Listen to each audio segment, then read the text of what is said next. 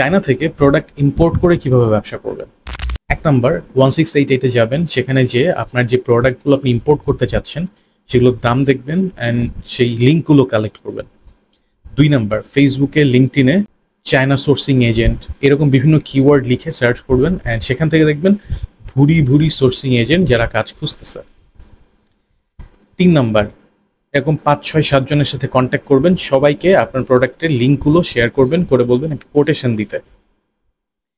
4 number quotation পাওয়ার পরে সবচেয়ে cheapest যে সেরকম 1-2 জন সিলেক্ট করবেন, সিলেক্ট করে কথা ফাইনাল করবেন একজনের সাথে। 5 নাম্বার পেমেন্ট আপনি কয়েকভাবে করতে পারবেন, বাট আমাদের বাংলাদেশে যেহেতু চায়নার বিভিন্ন ব্যাংক অ্যাকাউন্ট নাই বা আমাদের আলিপে নাই, আমাদের উইচ্যাট নাই, আমরা এরকম করতে পারি, আমাদের যারা চায়না থেকে যারা ইউএসএতে অলরেডি ব্যবসা করে এরকম কারোর সাথে আমরা ওকে লিঙ্ক করাই দিতে পারি অ্যান্ড আমরা বাংলাদেশে যে আছে তাকে বাংলাদেশি টাকা পাঠাবো, উনি চায়নার তাকে পেমেন্ট করে দেবে।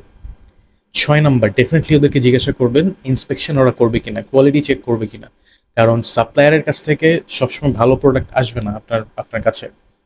সো ডেফিনেটলি ওদের সাথে কথা বলে রাখবেন আপনার সোর্সিং এজেন্টের সাথে, ও কোয়ালিটি চেক করবে কিনা অ্যান্ড কোয়ালিটি চেক করা হয়ে গেলে বাংলাদেশের শিপিং এজেন্টের ওয়্যার হাউসে ওই প্রোডাক্টগুলো পাঠিয়ে দিতে বলবেন।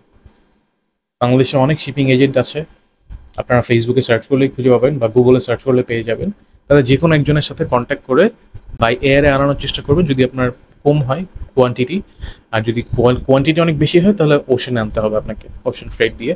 ওশান ফ্রেট একটু কম, বাট বাই এয়ারে আনতে গেলে আপনি দুইভাবে আনতে পারবেন। একটা ইলেকট্রনিক্সের জিনিস হলে আপনার আসবে সেটা হংকং থেকে, যদি নন ইলেকট্রনিক্স জিনিস হয় ব্যাটারি যদি না থাকে তাহলে আপনার এটা আসবে গুয়াংজু থেকে।